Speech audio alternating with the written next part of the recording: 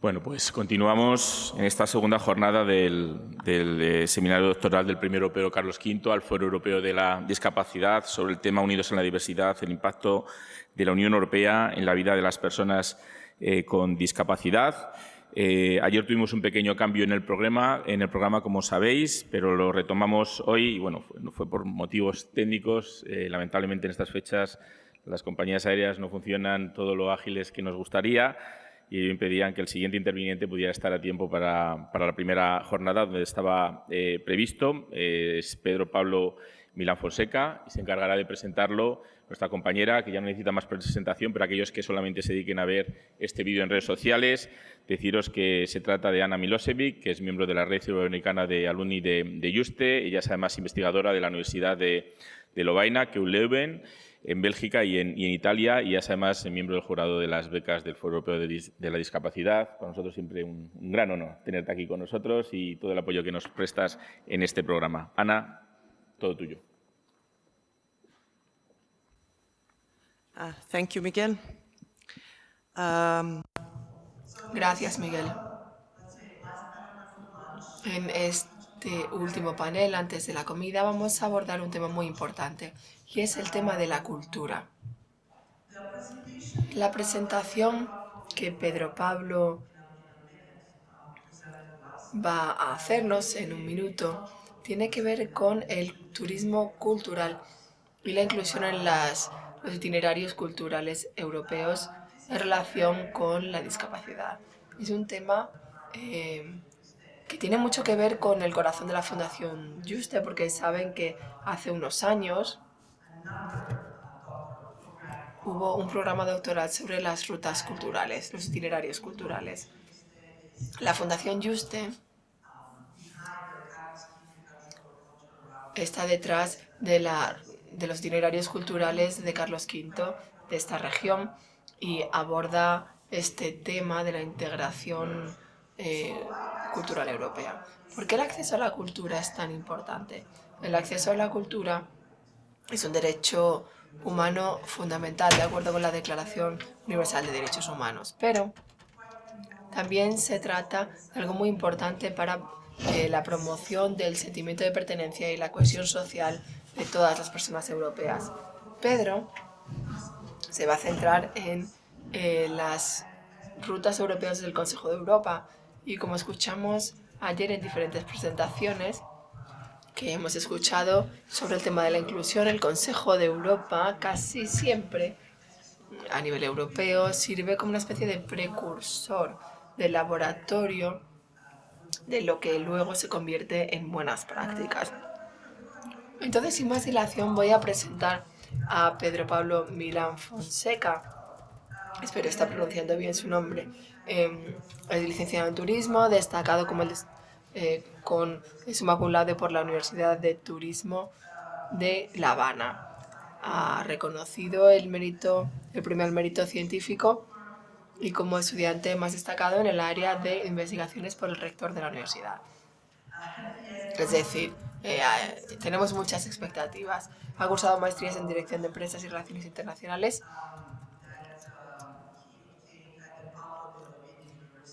Obtuvo este título en la Universidad Pablo de Olavide de Sevilla y en la Universidad Internacional de Andalucía. Ha colaborado en numerosos proyectos de investigación en turismo, desarrollo territorial, patrimonio y empresa familiar. Ha sido colaborador y autor principal de investigaciones que ha difundido a través de congresos o publicaciones académicas. Actualmente es contratado predoctoral vinculado al Departamento de Geografía de la Universidad de Valladolid a través de la convocatoria de la Junta de Castilla y León cofinanciada por el Fondo Social Europeo. Asimismo, imparte docencia en la asignatura de Geopolítica y Cambio Natural en el grado de Relaciones Internacionales de la U. Es estudiante del programa de doctorado de Patrimonio Cultural y Natural.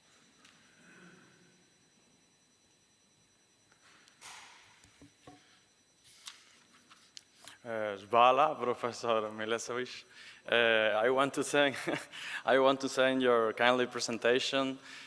So I would like to express myself in Spanish because the topic is better for me presentation speaking in Spanish because it's my mother tongue and I explain myself better.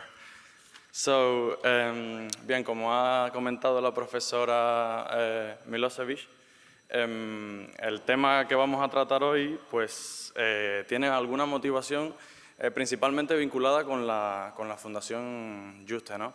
Les comentaba a mis compañeros en la cena de anoche, cuando ya me pude integrar a la conferencia, que yo participé en el curso Enfermedades, Alimentación, Dieta del Emperador, que celebró la Fundación en este campus de verano, en el monasterio de Juste. Y ahí al final del curso, el profesor Miguel Ángel nos comentó, ¿no?, la realización de esta convocatoria.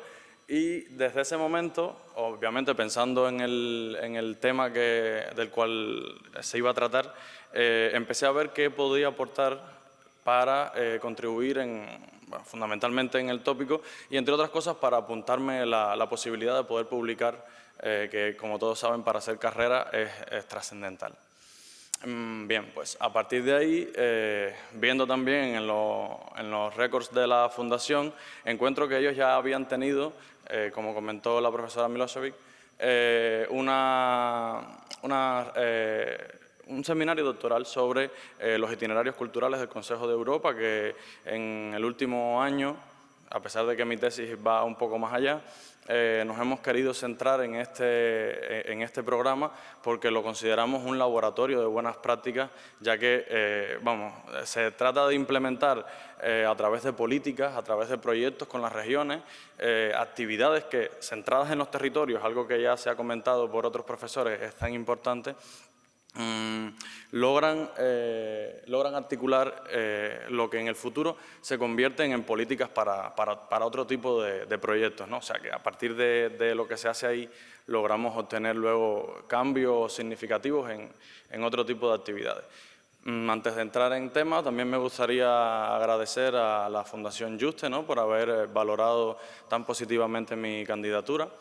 Y permitirme estar aquí, asimismo como que siempre se puede disfrutar de los espacios que ellos seleccionan para la realización de este tipo de eventos, ¿no? Aquí nos encontramos en esta sala capitular, igualmente en los cursos de verano estamos en el monasterio de San Jerónimo, que también es un lugar maravilloso, entonces eso es digno de agradecer. Asimismo la Fundación nos pone en contacto con los profesores que están aquí hoy, que son, bueno, muy relevantes a nivel tanto nacional como europeo. Ya esto se me arrancó para que comience. Sí.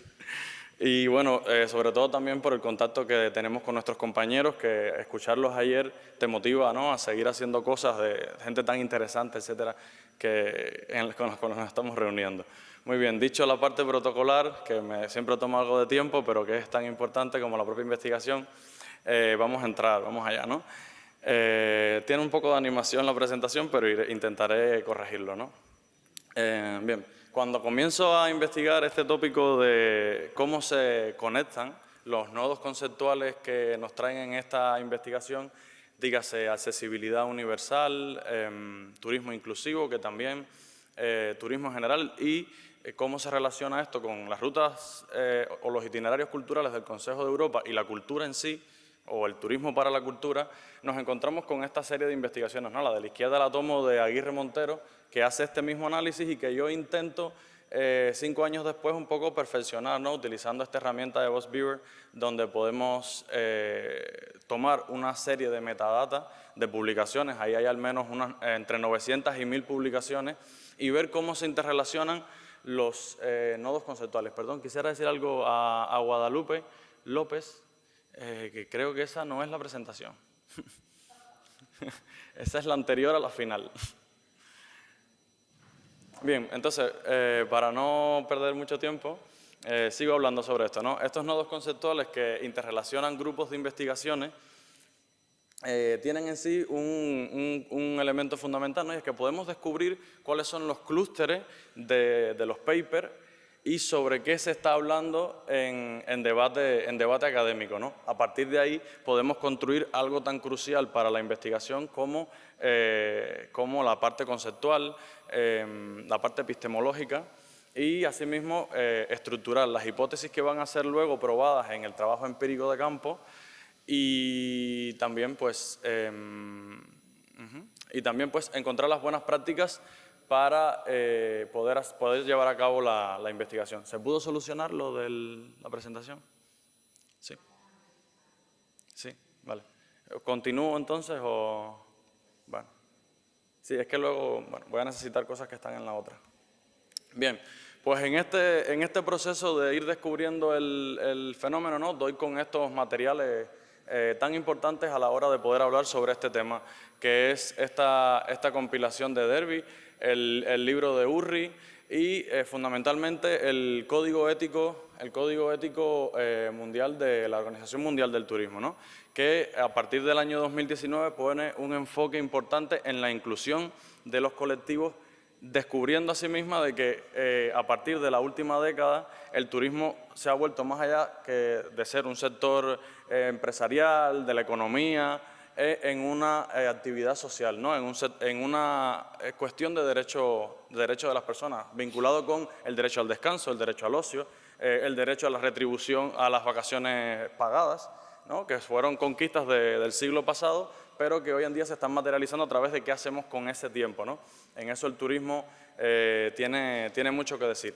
En este minuto el contexto nos sitúa diría yo que el momento idóneo para poder llevar a cabo una investigación de este tipo. Y se trata de que el año pasado pues, vimos un hecho inédito en nuestro Parlamento y es que se pusieran de acuerdo todos los grupos y pudieran aprobar una tan necesaria modificación de la propia Constitución, el artículo específicamente relacionado con los derechos de las personas con discapacidad, ¿no? A pesar, de que la Constitución en sí misma es una declaración de intenciones y que se va a venir a desarrollar posteriormente en sendas leyes que está llevando a cabo el Ministerio de Consumo, Agenda 2030, etcétera. Estas modificaciones parten de la propia voluntad política que ha dado no un momento en el que se propició que se hiciera, sino que las propias luchas de las personas, de todos, para que definitivamente se integrara la cuestión de que la diversidad es una condición inherente al ser humano, ¿no? No es necesario clasificar debido a que... Sí, vale. Vale. Bueno, debido a que esta reforma va a traer un desarrollo normativo que ya se ha podido tener adelanto a través de la presentación parlamentaria para la tramitación de esta nueva ley, de estas dos nuevas leyes específicamente, y van a poner un centro fundamental en la relación cultura e inclusión, que vamos a poder abordar brevemente en este momento, en esta presentación, y que es la que va a traer por consiguiente las formas en las que vamos a desarrollarla y qué queremos sacar, integrando, por supuesto, la voz de las personas que, están dejando de disfrutar de muchos de estos proyectos y a los decisores políticos, ¿no? Porque, en definitiva, si las políticas están hechas, si tenemos leyes, reglamentos europeos, estrategias, pero no se implementan, no se dotan de un presupuesto, pues en definitiva es como si no tuviésemos absolutamente nada. Seguramente los juristas aquí presentes apoyarán esta afirmación, ya que ellos, son más conocedores del asunto. ¿Sí? Muy bien. Muy bien, pues bueno, lo que les estaba comentando sobre esta figura, ¿no? La de la derecha, pueden ver cómo se distribuyen específicamente estos clústeres, ¿no? Y cuál es... Sí, esa es la última. Ya lo pude ver por la figura de la derecha. Gracias. No pasa nada, culpa mía. Sí, es esa, perfecta. Bien, como les estaba comentando, ¿no? Que ahí podemos ver cómo se distribuyen estos nodos, a partir de los cuales poder hacer este levantamiento de bibliografía. Bueno, seguidamente estaba comentando esto del contexto, los materiales fundamentales que empiezan a relacionar este tópico de accesibilidad universal, inclusión y turismo cultural. Y bueno, ahí nos traíamos por consiguiente en un grupo de conceptos, ¿no? Lo que en investigación de turismo hacemos como los apellidos del turismo, ¿no? Sabemos que los actores en ciencias sociales nos encanta ponerle nombres a las cosas. Esto, cada vez que me voy volviendo mayor, me doy cuenta que es más importante, que lo que no va a tener un nombre o una descripción es como si directamente no existiera, ¿no? Así somos las personas. Entonces, en esto de poner nombres, también empezamos a asignar apellidos cuando el nombre por sí solo no se logra explicar, ¿no? Primer apellido, ¿no? Turismo, pero lo vamos a apellidar accesible. En principio, cuando se hablaba de turismo accesible hace 40 años, ¿no? Cuando empieza a introducirse el tema, se estaba hablando de poner una rampa para personas en sillas de ruedas, ¿no? Se trataba solamente de eso. Y la rampa era prácticamente lo que hacía que un establecimiento hotelero, que fueron los pioneros en esta dinámica, fuera un lugar accesible. Vamos, era una cosa del otro mundo, increíble.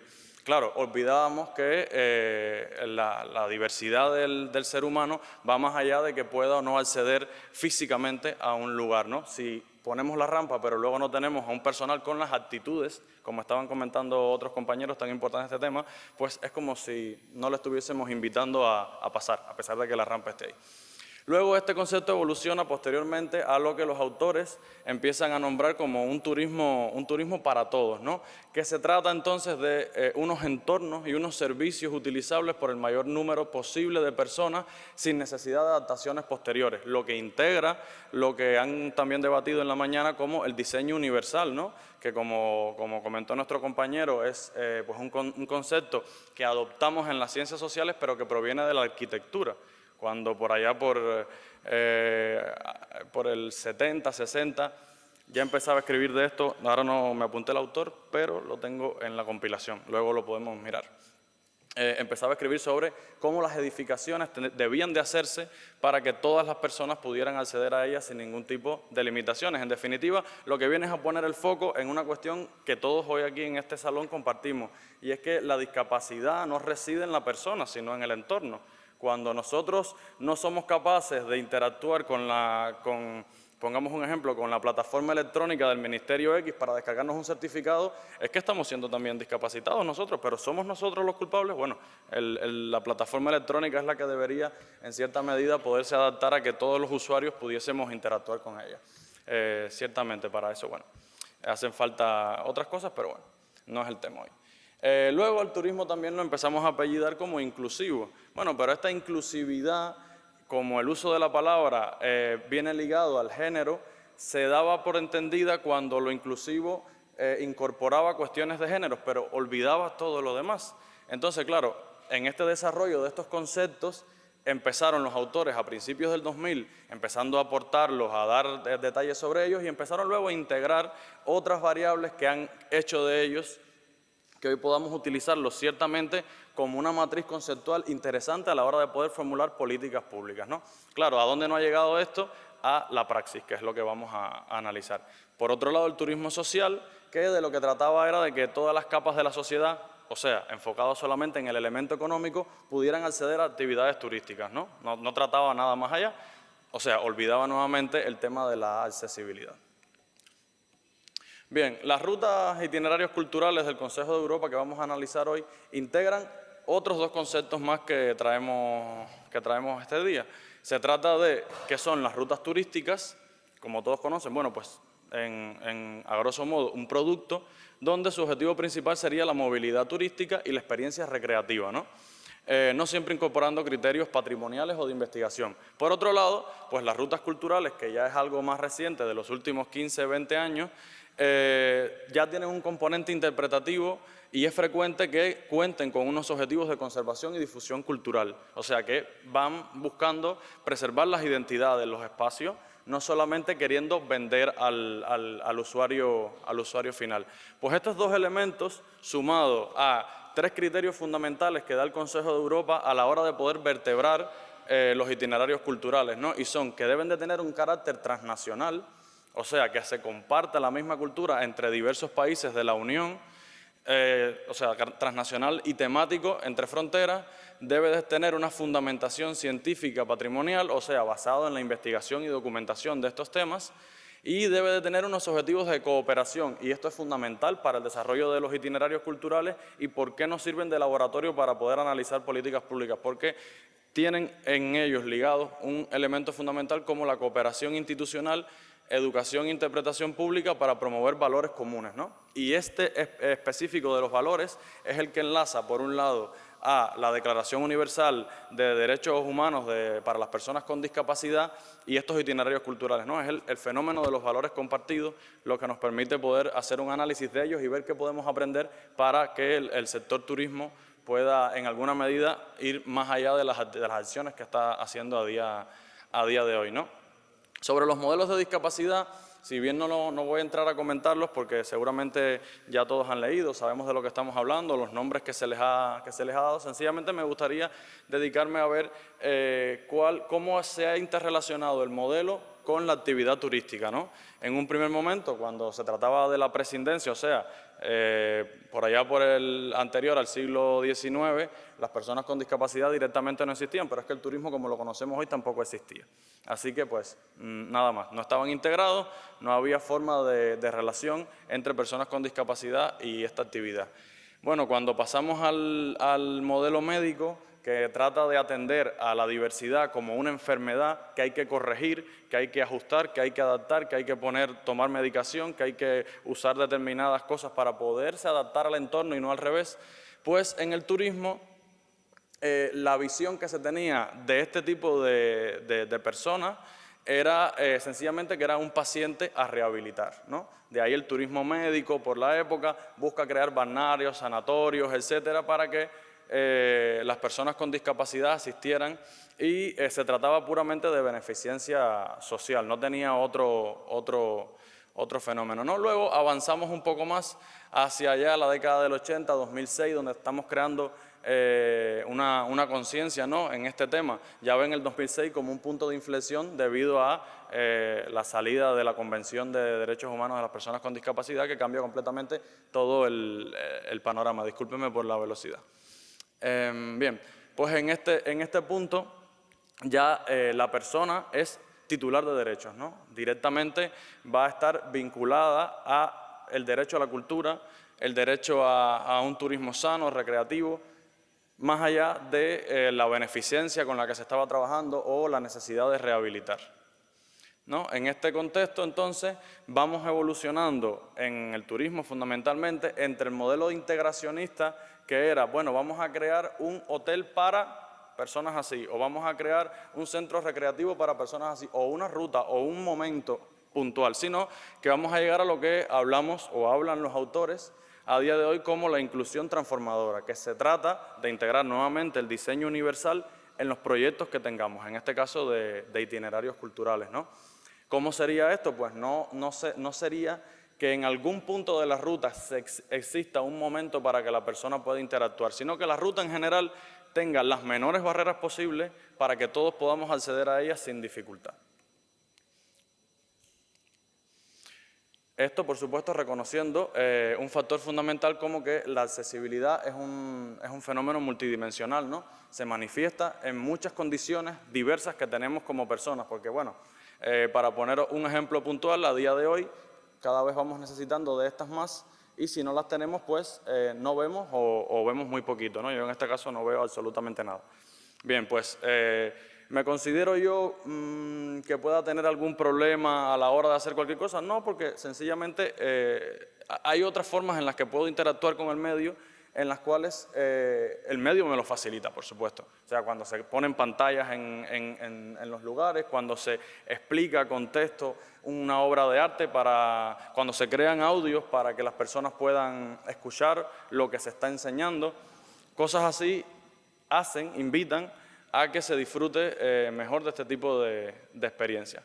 Bueno, de ahí que analizamos todo para los juristas que ya han mencionado anteriormente que les gusta que el derecho cree una base sólida dentro de nuestras investigaciones, pues bueno, más o menos unas 73 normas, disposiciones, reglamentos convenciones internacionales, etcétera, donde quiero destacar 4 fundamentalmente. Bueno, pues relacionado con el tópico de los itinerarios culturales, el turismo cultural, las rutas turísticas y culturales y la accesibilidad universal y la inclusión, pues las normas fundamentales están ahí, son unas 70 y poco, están en el compendio que presentaremos para que sea publicado. Y hay, bueno, pues 4 momentos interesantes, ¿no? La primera en el 31, que es cuando empezamos a hablar de cultura como un fenómeno social, ¿no? La Carta de Atenas es una descriptora fundamental de esto.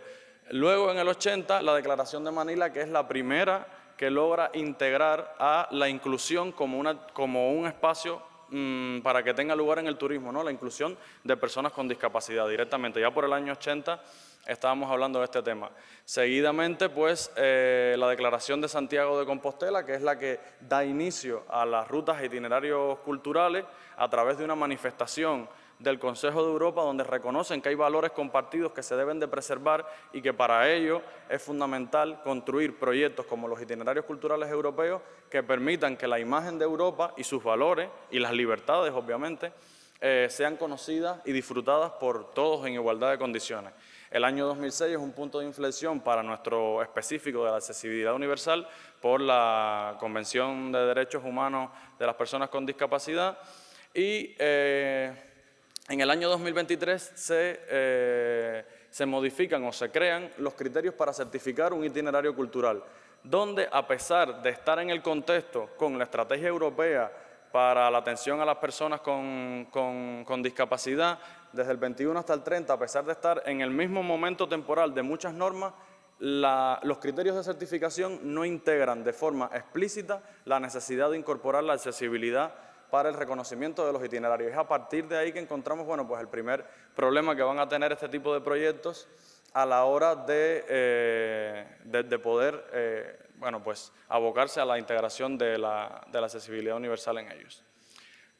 Dicho esto, pues en este contexto teórico, epistemológico, pues nos fijamos este grupo de objetivos para sacar adelante la investigación. Un objetivo general que vamos a desagregar en 4 específicos, donde lo que buscamos es encontrar las mejores formas de integrar la accesibilidad universal en estos proyectos de rutas turísticas, ¿no? Y bueno, para ello, para poder desarrollar este objetivo, vamos a hacernos de un grupo de herramientas técnicas, metodológicas, y vamos a trabajar a 3 niveles de escalas, ¿no? Para poder ver qué es lo que está pasando y en dónde es que puede radicar el problema fundamental, el nivel de la evaluación de las políticas internacionales, que ya lo tenemos completamente avanzado, el análisis de la gestión institucional, que tenemos una parte a través de la revisión de los informes técnicos que se ven obligados a presentar los itinerarios culturales cada 5 años para que el Consejo pueda emitir favorablemente su continuación como itinerario cultural, y el tercero sería ver cómo los usuarios, las personas usuarias de este tipo de proyectos, sienten que se está trasladando estos criterios a los proyectos en sí. Bueno, para explicarlo de una forma mejor, he traído la matriz del flujo argumentativo que va a seguir, donde se puede ver cómo se va a desarrollar en la investigación nuestra pregunta, ¿no?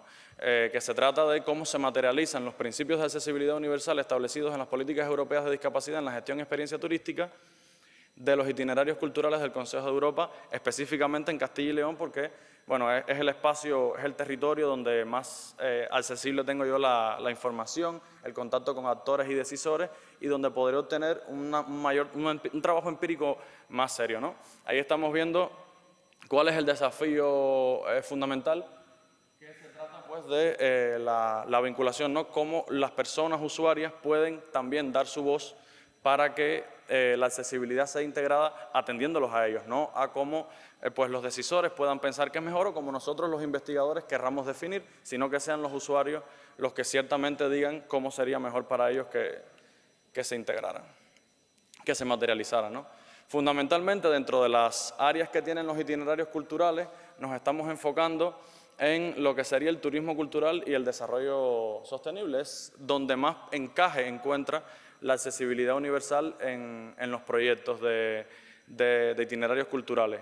Bueno, el resto de áreas tratan de atender problemáticas como por ejemplo la que viene a hablar sobre cómo van a interactuar los jóvenes europeos con los itinerarios culturales e intentar trazar políticas para que los itinerarios integren el componente de la juventud en ellos, ¿no? A pesar de que hay muchos factores en estos criterios del año 2023, ciertamente la accesibilidad universal quedó fuera. No sé por qué, porque en el momento en el que se vivía en el panorama europeo, pues se estaba dando condiciones suficientes para que esto se tomara a consideración de forma prioritaria. No obstante, no está comprendido dentro de las áreas explícitamente, ¿no? Ahora, dentro de los proyectos específicos de los itinerarios culturales sí hay muchísimas buenas prácticas desarrolladas, según lo que hemos podido observar en los documentos, en las memorias técnicas quinquenales que presentan para renovar su certificación, o incluso, a pesar de que no se les pide, y aquí estamos viendo cómo desde el propio sector, desde los propios actores, los creadores de los itinerarios, los impulsores de este tipo de proyectos, a pesar de que no se les pide por normativa, desean integrar este componente, ¿no? Las nuevas rutas culturales que se han integrado ya incluyen en sus informes de presentación para que sean certificadas cuestiones que tienen que ver con la accesibilidad universal. O sea que aquí estamos viendo un ejemplo de cómo el gestor, el creador, el planificador, está yendo un poco más adelante de la norma, ¿no? Que en definitiva traerá a que la norma cambie, se modifique, se actualice, atendiendo a las buenas prácticas que están ellos mismos desarrollando. Bien, en Castilla y León específicamente cómo funcionan las rutas con los sectores de participación y hasta dónde queremos llevar las preguntas e interrogaciones que queremos plantear. Bueno, esta es la estructura que tiene un itinerario cultural. Para los que no conocen los itinerarios culturales, estos proyectos se articulan a través de redes transnacionales, ¿vale? Creo, si mal no recuerdo, que son a partir de 5 países los que tienen que estar puestos de acuerdo, tener un patrimonio compartido que quieran elevar para poder ponerse a trabajar en función de estos proyectos.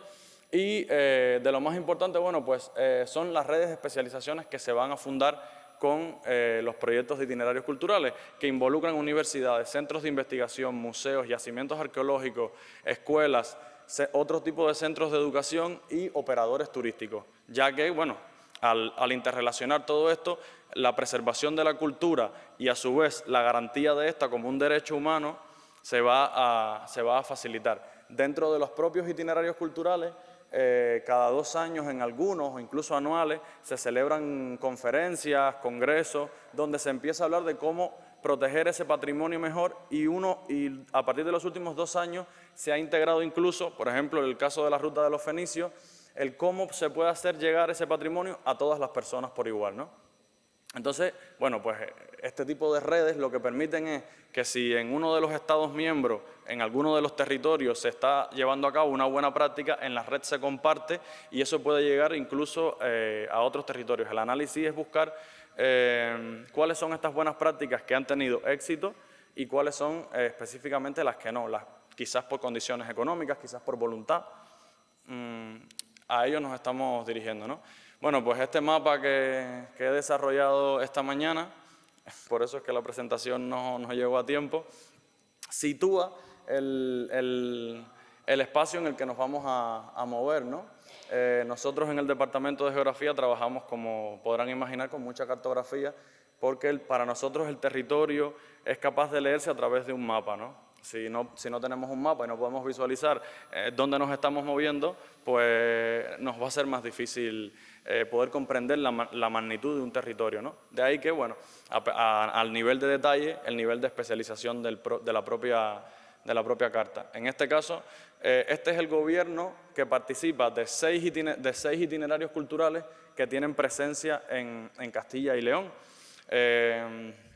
A pesar, por supuesto, de que no estoy contemplando el Camino de Santiago, que como conocerán la mayoría, transcurre algún tramo del francés, incluso del que proviene de Madrid, y parte de la Vía de la Plata, que conducen a Santiago, bueno, pues que son también gestionadas dentro de la comunidad autónoma, pero no directamente vinculadas a los itinerarios culturales.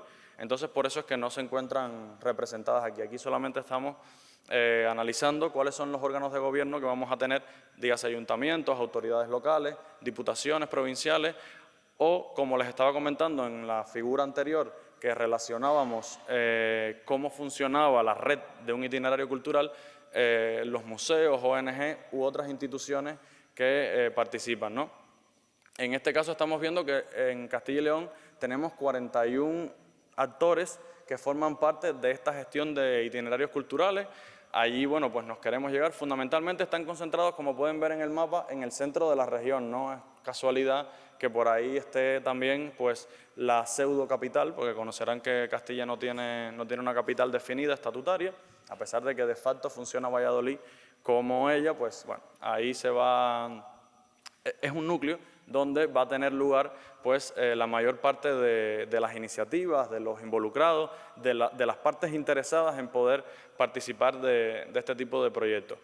Cada año, cuando nos ponemos a analizar los itinerarios culturales, vemos que hay incluso más instituciones interesadas en formar parte de estas redes, solamente por el simple hecho, a pesar de que hay otros muchos más, como hemos explicado, solamente por el simple hecho de la imagen que se va a transmitir del lugar, ¿no? A través de conocer un itinerario por sí solo.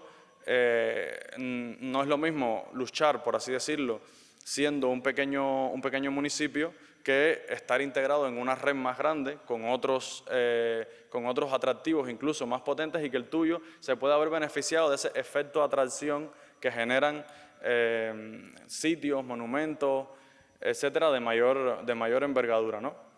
En este caso, el trabajo se centra también en ver cómo el patrimonio territorial, que es aquel que está relacionado no solamente con la catedral, sino también con las formas, la identidad, la cultura compartida, o sea, el ver cómo se utilizaban los materiales en cada comunidad, cómo se construía la vivienda, cómo se formaban las relaciones en los territorios, es el verdadero patrimonio que vamos a querer, porque es el que para nosotros hace que se preserve la cultura y el que permite que la identidad de las comunidades no se pierda. Sobre todo en un territorio que, como ya hemos hablado del tema de la inclusión, es un territorio en el que, bueno, pues la mayor parte de él es un territorio rural, bastante despoblado a pesar de sus dimensiones. Yo creo que estamos hablando de la segunda región, en comparación con otras regiones europeas, de la segunda región más grande de Europa, ¿no?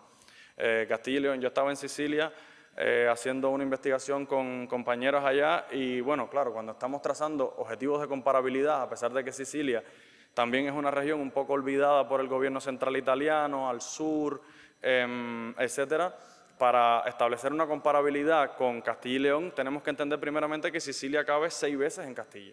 O sea, es una comunidad grande. En la Aquitania o alguna región del norte de Finlandia quizás sean mucho más grandes y también despobladas como esta, pero la magnitud del problema aquí es mayor. Se exacerba cuando, como habían comentado en otros trabajos, se empiezan a sumar a la ruralidad, la despoblación, atender a el fenómeno de la diversidad, ¿no? Entonces aquí el trabajo se vuelve más complejo y por eso es que las soluciones tienen que estar adaptadas a la complejidad del trabajo. Bueno, como conclusiones preliminares nos fijamos 4 hipótesis. Estas conclusiones, si me permiten.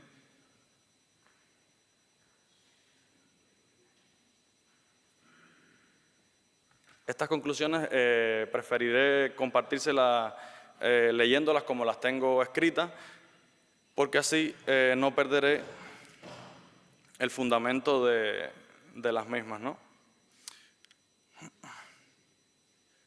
Si me dan un segundo. ¿Para qué nos van a servir? Bueno, son las hipótesis con las que vamos a buscar medir cuando el trabajo de campo tenga lugar.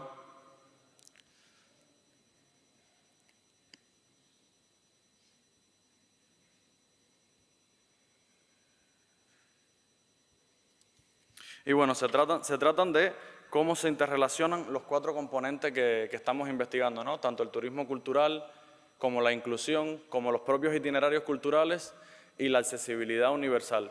A partir de esto, bueno, pues construimos estas 4 hipótesis que son las que buscaremos evaluar.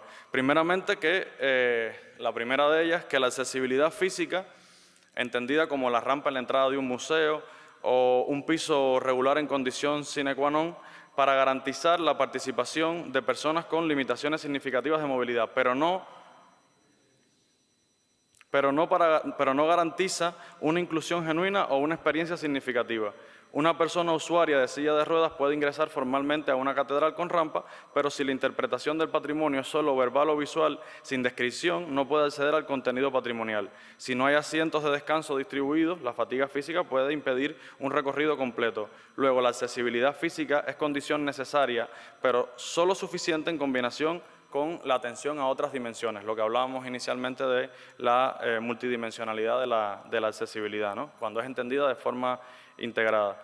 Entonces, un diseño de rutas culturales, que es lo que vamos a buscar defender, requiere de un abordaje multidimensional riguroso, no solo de una infraestructura física residual. Por otra parte, la segunda de las hipótesis se argumenta de la siguiente manera, es que el turismo cultural históricamente ha reproducido narrativas patrimoniales construidas desde perspectivas hegemónicas de élites intelectuales.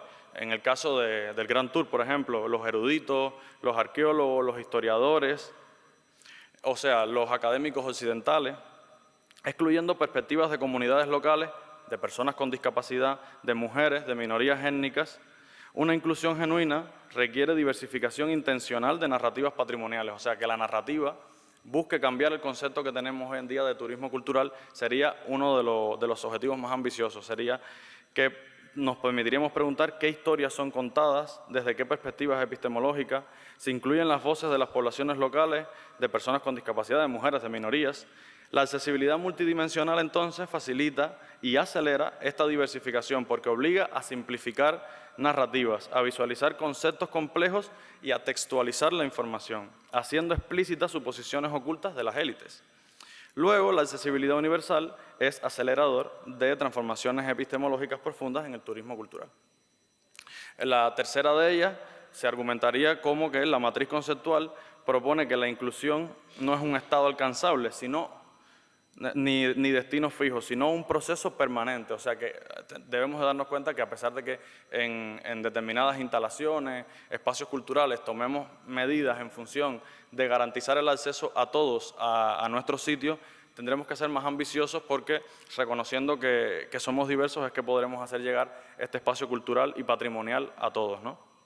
Entonces, la accesibilidad universal no es la suma finita de infraestructuras a implementar, sino el compromiso institucional permanente, sistemático, de escucha dialogada, de aceptación continua y de mejora iterativa.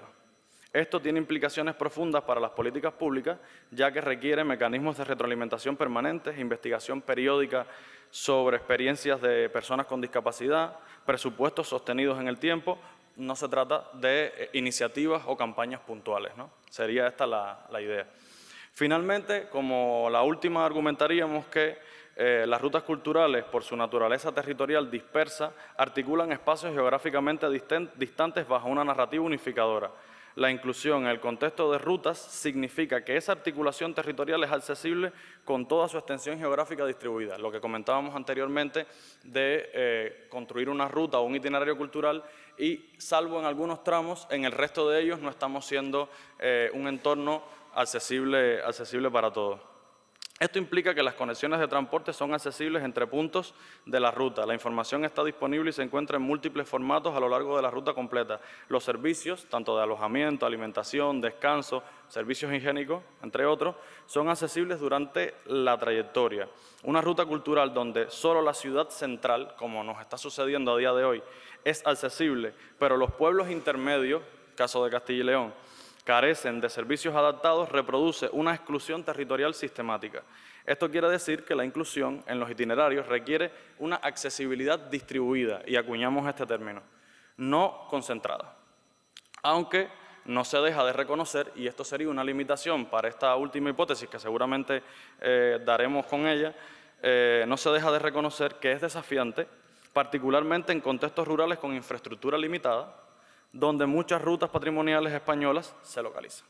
Y bueno, con esto y presentándoles el grupo de fuentes, aunque no se ve bastante bien, y son muchas más, que motivaron el desarrollo del trabajo y el compendio de conceptos y de premisas que hemos hablado hoy aquí, pues me despido, les agradezco su atención y cedo los 5 minutos restantes a tiempo de preguntas. Gracias.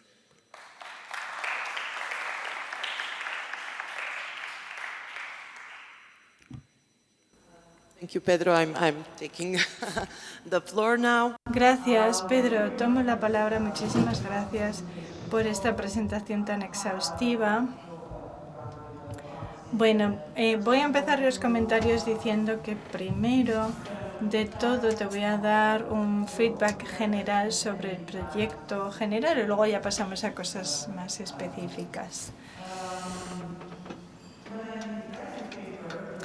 Cuando leí el artículo, que es muy largo, el que enviaste, eran 8.000 palabras. Y yo digo, bueno, pues claro, eran caracteres. Entonces digo, pues voy a tener que empezar a tomar parte de lo que tenía escrito, en el proyecto en sí, Yes. en lo que voy a entregar. Y claro, eso me ha hecho que los últimos 20 días que estaba de trabajo de campo en Sicilia, haya estado malviviendo entre el trabajo de campo y la escritura. Yeah, don't worry, I'm not going to comment on the paper, Okay. just the presentation. But the ideas are interconnected. no te preocupes que no voy a entrar en esos detalles. Las ideas están interconectadas, así que no pasa nada. Lo que me sorprende de tu presentación es que en líneas generales me queda claro lo que quieres hacer, pero no está lo suficientemente acotado.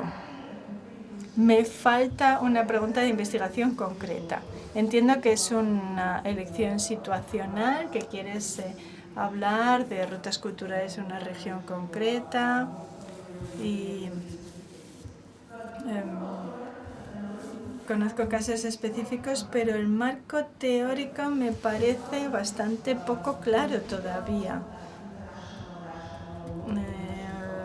Faltan las dimensiones regionales y nacionales de la legislación que exploras en la presentación, pero que no operacionalizas los indicadores, los medidores de la accesibilidad, y eso es bastante crucial. Nosotros sabemos cuáles son las rutas culturales presentadas, pero no diferencias entre diferentes tipos de rutas. Sabemos que las rutas culturales, los itinerarios culturales del Consejo de Europa son bastante importantes y detrás tienen bastante documentación, no solamente sobre normativas, sino también resoluciones del Parlamento Europeo. Y también hay otros programas europeos que también entran en sinergia con las rutas culturales. Entonces, lo más importante es que indiques en qué se basa la accesibilidad, qué es lo que hace que una ruta sea accesible. ¿Es de accesibilidad del contenido? ¿Es de accesibilidad para personas con discapacidad o para que esas personas con discapacidad den feedback? Eso es bastante importante también. ¿O solamente accesibilidad de la experiencia o aprendizaje, oportunidades de aprendizaje, uso de tecnologías? Ayer Brigitte mencionó varias tecnologías que se pueden utilizar cuando falta algo de accesibilidad y qué alternativas se pueden utilizar. Así que es bastante importante. También si piensas, en fin, en cualquier tipo de rutas culturales, tienes de dos tipos, ¿no? Tienes las que tienen un objetivo y los itinerarios orgánicos. Y para el Consejo de Europa hay una definición bastante clara. Dentro de 1 o 2 años vamos a tener itinerarios de contextos difíciles, de, por ejemplo, experiencias de guerra o cárceles. Entonces se está ampliando esa definición de itinerario cultural y por tanto también hay que ampliar los indicadores que se utilizan para medir la accesibilidad. Entonces, en cuanto a los objetivos que nos has descrito sobre lo que quieres hacer en este procedimiento de investigación, son muy amplios, pero tienes que acotarlos un poco porque estás como mapeando los itinerarios culturales, pero no aparecen los instrumentos ni una visión clara del qué vas a evaluar ahí. Entonces, los resultados previstos no me quedan claros.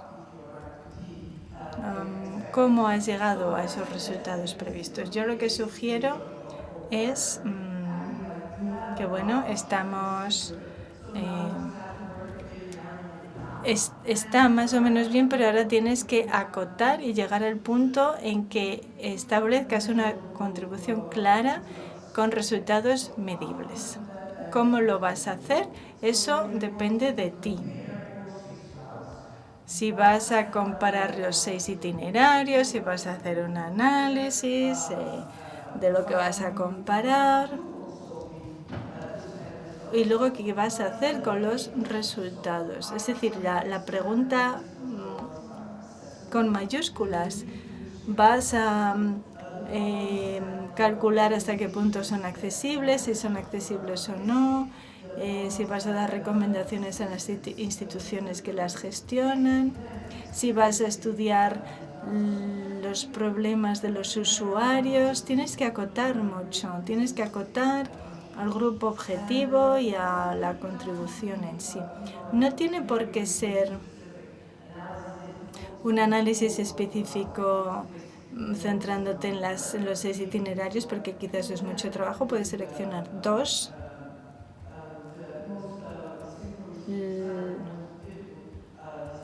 Las que tienen un diseño más difícil, o las 2 más similares, o las 2 más diferentes.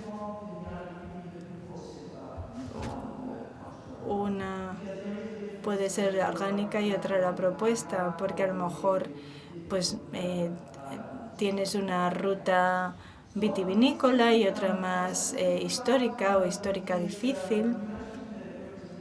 Has dicho que en la presentación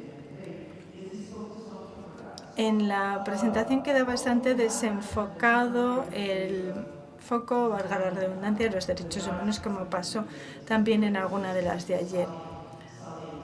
Te centras en personas con discapacidad y es uno de los puntos más prominentes actualmente, pero algunos os habéis centrado en el co-control, en la cogestión con personas con discapacidad, pero sin entrar en qué es eso. Y eso quizá lo tienes que considerar también tú, sobre todo porque cuando hablamos de legislación nacional y europeas, y también estrategias y instrumentos de financiación, son muy abundantes.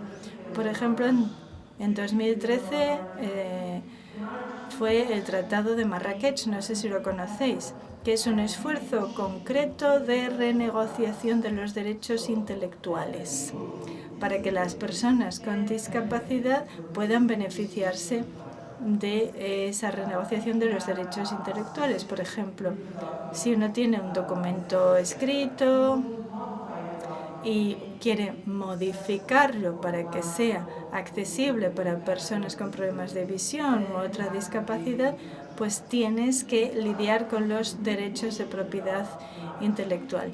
Se tardaron 5 años en modificar ese tratado, que de hecho solamente se adoptó formalmente en enero de 2019. Entonces, esto tiene que ver con los derechos y quizá también lo tengas que tener en cuenta cuando hables de la accesibilidad del contenido y también de los problemas jurídicos que conlleva. Lo segundo es que cuando hablamos de co-control, de copropiedad, y también se dijo ayer en la presentación de Brigitte, es que la mayoría del contenido de las actividades, de las ideas, de las iniciativas relacionadas con las personas con discapacidad están hechas por personas que no tienen discapacidad, es decir, para ellas y no con ellas.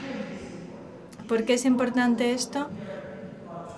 Porque si pensamos en la cultura y en el turismo hay que involucrar, hay que implicar a las personas con discapacidad, artistas, profesionales. Y actualmente pienso, por ejemplo, que en marzo de este año hubo una red europea de artistas con discapacidad que hacían pues networking, se juntaron, se pusieron en común y juntaron ideas, propuestas para fomentar ese tipo de iniciativas de co-creación. Por tanto, son rutas sin explorar que pueden ser interesantes también.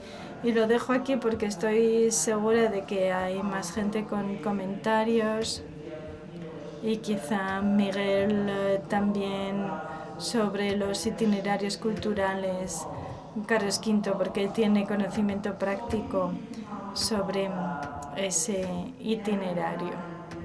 Entonces hay que acotar la idea para ese capítulo. Gracias, profesora Milosevic. Bueno, atendiendo a, primeramente tomo nota de todo lo que me ha comentado, porque claro, el trabajo, como ha podido ver en el documento resumen que he enviado, que es una suerte de primer borrador, inicialmente lo que tiene es la narrativa, ¿no? La parte epistemológica. Ciertamente, considerando yo cuando presenté a la convocatoria que tendría al menos unos 4 meses para poder, como efectivamente es, ¿no? Para poder trabajar. Sí, bueno, más o menos, ¿no? Porque en marzo es que tenemos que entregar el producto final.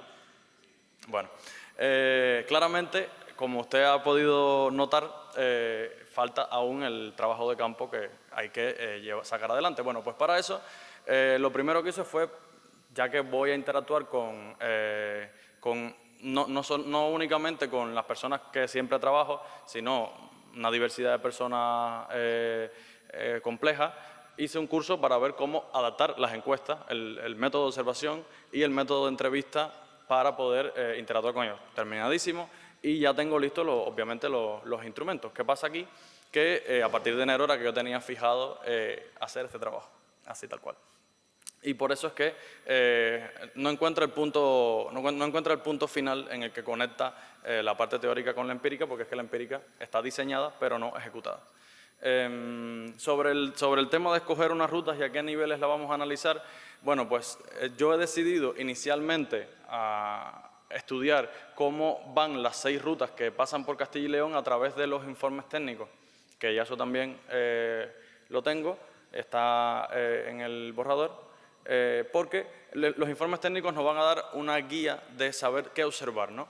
Y una vez que tenida ya esta información, es que veré, no investigar una ruta determinada, sino tengo pensado asistir a 3 municipios donde hay una confluencia de este tipo de proyectos, donde los ayuntamientos están implicados y ver si las personas saben de esto y de qué forma ellos se sienten, que pueden acceder a la información, fundamentalmente porque los proyectos de rutas de los itinerarios culturales, más que todo, son una información muy grande del patrimonio cultural europeo, ¿no? En este caso no hay una razón de tomar un tipo de ruta por el tipo que sea, sino ver la vinculación que tiene el territorio con el proyecto, ¿no? A través de cómo integra a todas sus personas, de usuarios, tanto de usuarios como de los propios habitantes del territorio que pueden sentir que este proyecto les beneficia o no. Es ahí donde quiero llegar cuando haga el trabajo de campo. Obviamente, también quisiera poder llegar a los... lo haré, obviamente. A los 6 gestores a los 6 gestores de los itinerarios en Castilla, fundamentalmente, ¿no? Aquí tenemos a un contacto de la Carlos V, que a través de él pues llegaremos a los de los demás, y con los ayuntamientos también tengo experiencia trabajando de otros proyectos, que son unos 23 ayuntamientos que forman parte de los órganos de gobierno de los 6 itinerarios y la Diputación de Zamora, y con estas instituciones ya he dialogado en otras ocasiones y sería seguir ampliando información con ellos, porque la panorámica de cómo se gestiona el itinerario cultural en sus territorios la tengo clara. Yeah, but when you have a concrete research question, I mean, it's not a criticism. Sí, pero necesitas una pregunta de investigación, la cuestión de investigación concreta. No estoy contra ti, no es una crítica, es muy normal que al principio los doctorandos tengan como preguntas muy grandes, pero la pregunta realmente que tienes que buscar es muy concreta. Nadie espera que resuelvas los problemas del mundo, ni que aportes muchos detalles, ni te centres en muchos problemas de las rutas culturales. Tienes que centrarte en una cosa concreta.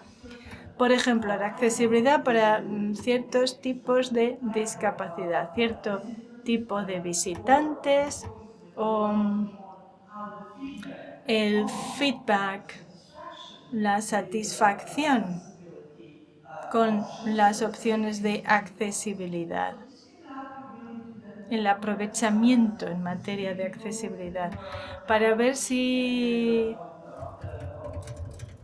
eso se traduce en mejoras. Sí, no, específicamente la cuestión es identificar las buenas prácticas de los proyectos, ¿no? De los itinerarios culturales, para encontrar las que son, y así lo hemos determinado, las buenas prácticas impulsoras.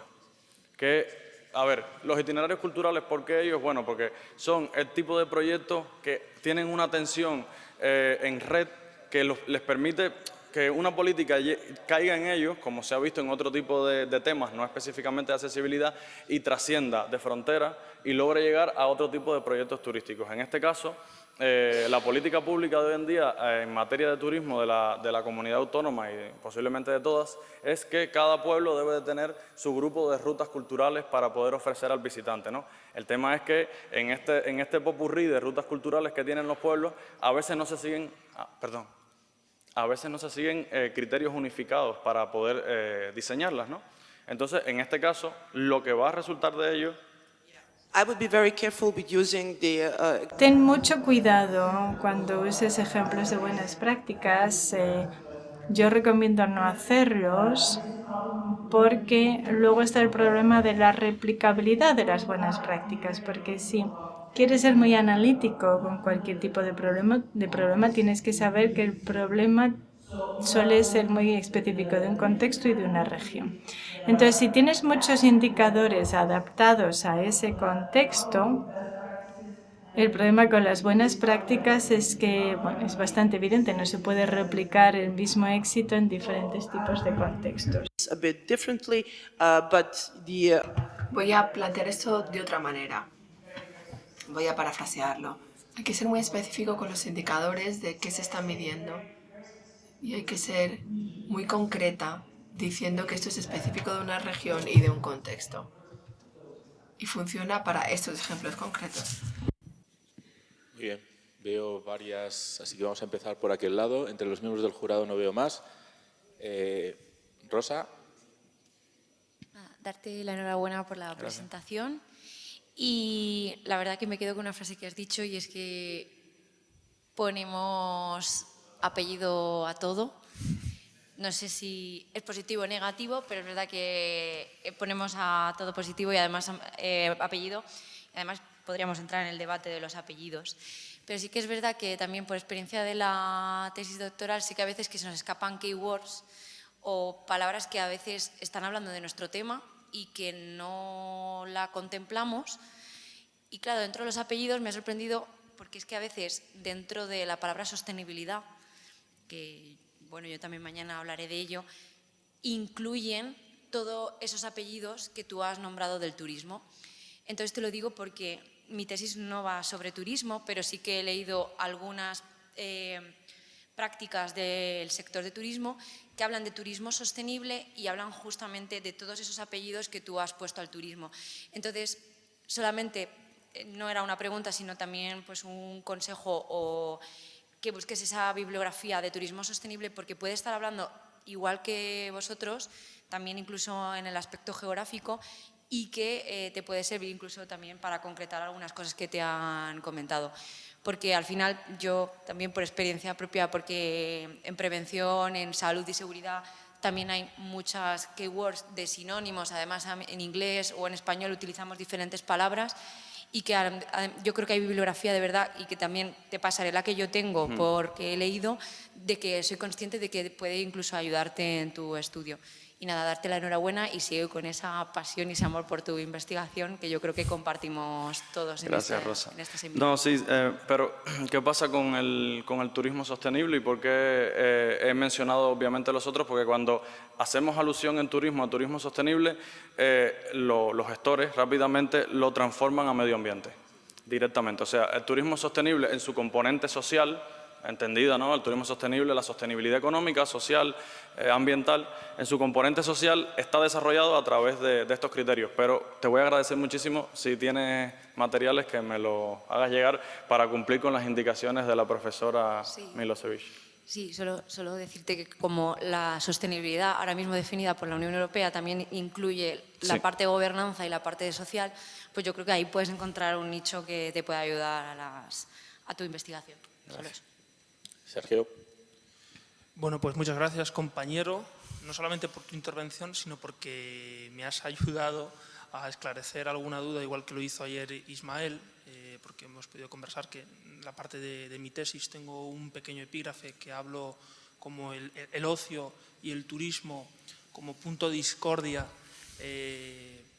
porque es un punto de discordia para las personas con discapacidad, porque muchas de ellas no pueden ir a la discoteca. Si es una persona atea, la discoteca, pues se sabe que a altos decibelios no puede, pero lo mismo puede ser turismo y practicar, por ejemplo, snorkel, por decirlo, ¿no? Si dice persona con discapacidad, dice una persona de la tercera edad o una persona que se ha roto los ligamentos jugando al fútbol, ¿no? Entonces, las aportaciones que has realizado creo que son muy concisas y muy precisas, y que para las personas que se encuentran investigando este tema aborda una amplia casuística que le permite profundizar.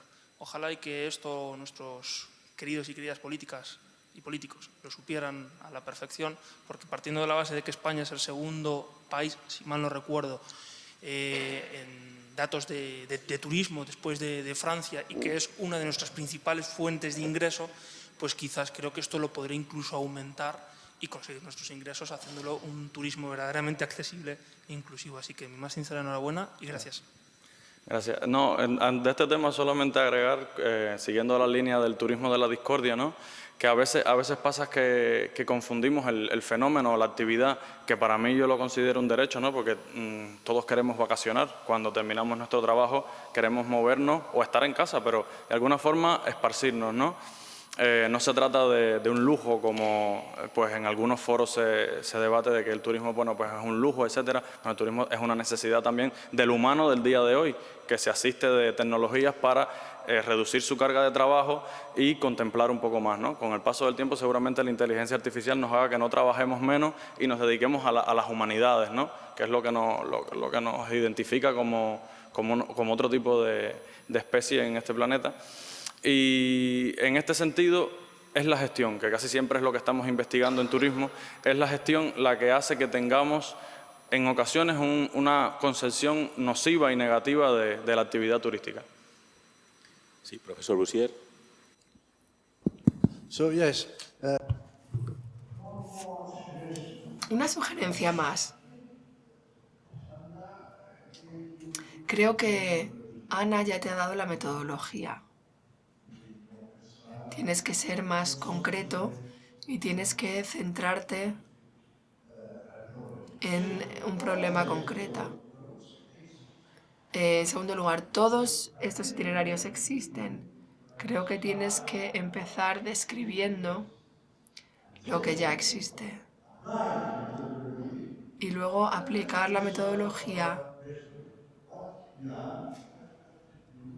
y ver qué es lo que tenemos, qué es lo que hay que hacer y cuáles son las perspectivas para poder hacer un caso de estudio práctico que sea verdaderamente útil. Creo que es lo que queremos. Ismael, por favor. Bueno, muchas gracias, Pedro Pablo, por la presentación. Yo solo, una duda que tenía en las primeras diapositivas, lo del tema de los grafos, porque era como en el 2020 y en el 2025, pero me parecían que eran muy diferentes. Sí, ¿qué pasó? ¿No se puede recuperar esa imagen? No, simplemente si de cabeza te acuerdas. No, para explicártelo. Ah, vale, perfecto. Era por si se podía. Si no ¿Podemos te lo volver a explico poner la presentación, con por favor? palabras.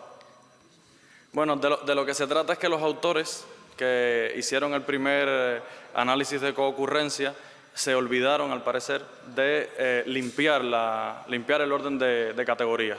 ¿Qué pasa con esto? Que hay categorías que se encuentran agrupadas que son descriptores que en realidad no los necesitamos. Por ejemplo, disability, que es una de las palabras que se emplean, yo las eliminé directamente para poder encontrar los nodos en los que se agrupa, ¿entiendes? Se entiende, o en ese tipo de ejercicio, como lo explican los autores de la herramienta Viewer. No, esta es una herramienta informática, el Boss Viewer, que tú tomas metadata, la echas en ella, la depuras a través de un tesaurus.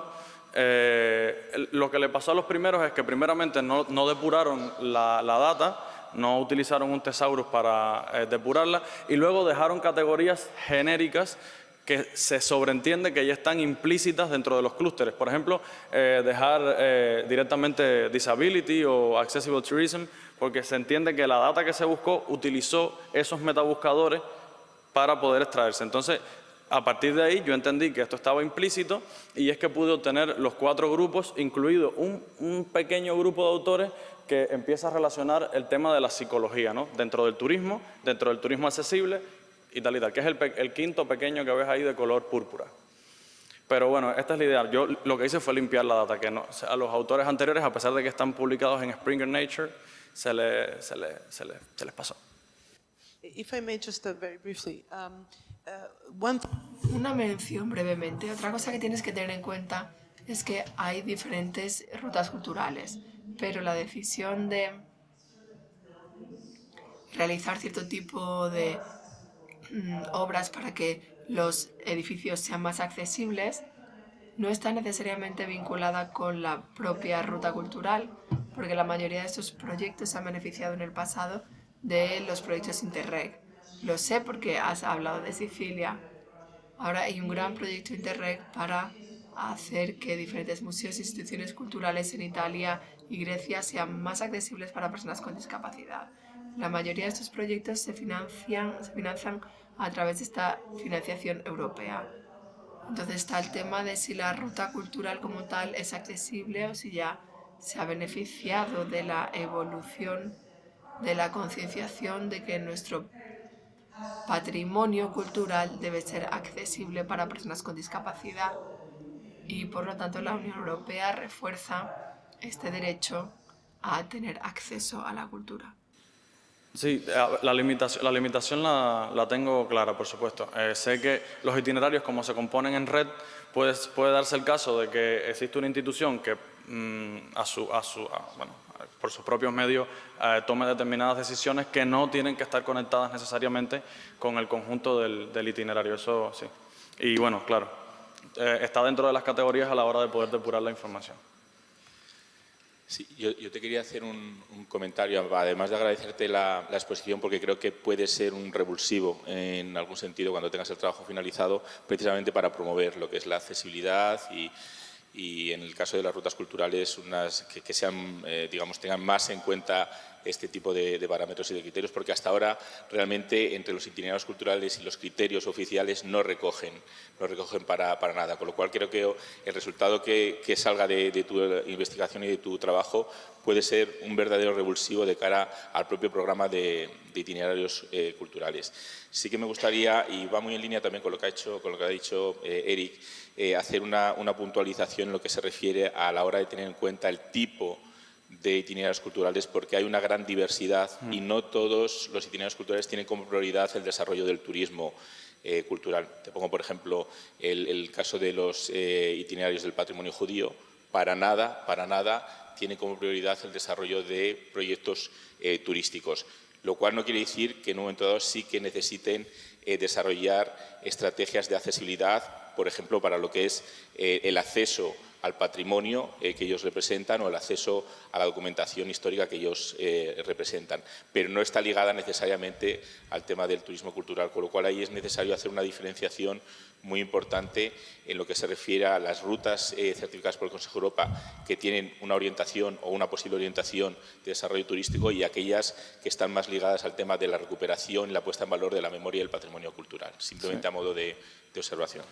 No, y también en ese sentido, Miguel Ángel, que vamos, por eso son cosas que me las recalcan ustedes y se los agradezco porque las tendré más presentes a la hora de escribir el monográfico. Es que, claro, lo mismo que decía la profesora Milosevic, ¿no? Están tomando una decisión, una institución específica, dicho el caso del patrimonio judío, que como comenta, tiene otro fin, no el turismo cultural.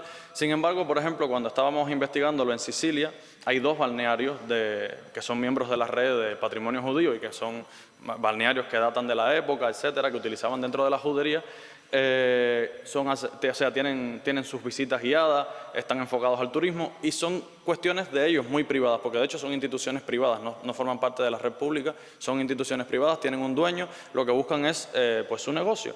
Pero eso no está relacionado directamente con el itinerario y por eso es que se conecta directamente con lo que decía la profesora Milosevic, que hay que considerar que una buena práctica en un sitio no quiere decir que sea una buena práctica de la ruta y de ahí el tema de ojo cuidado con las buenas prácticas que revise.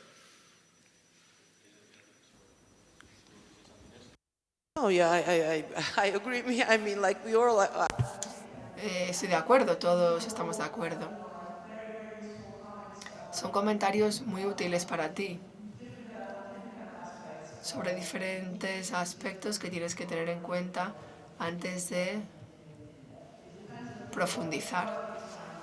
Depende de qué es lo que quieras hacer y cuál quieres. Lo tendrá en sus manos cuando concluya para que me dé la... ¿No? Sí, seguro que sí. Sí, una vez que nos entreguéis el papel, se lo pasaremos a los miembros del jurado para que lo puedan verificar que habéis incluido todas las apreciaciones que se han hecho, o la mayoría de ellas. No sé si hay más preguntas. Creo que nos llama la alimentación del cuerpo más que del alma. Entonces, bueno, aunque nos sobra algo de tiempo, nos permite también cumplir con el programa, con lo cual agradecemos enormemente con un gran aplauso su intervención. Y procedemos a alimentar el cuerpo para luego poder seguir desarrollando el alma. Muchas gracias.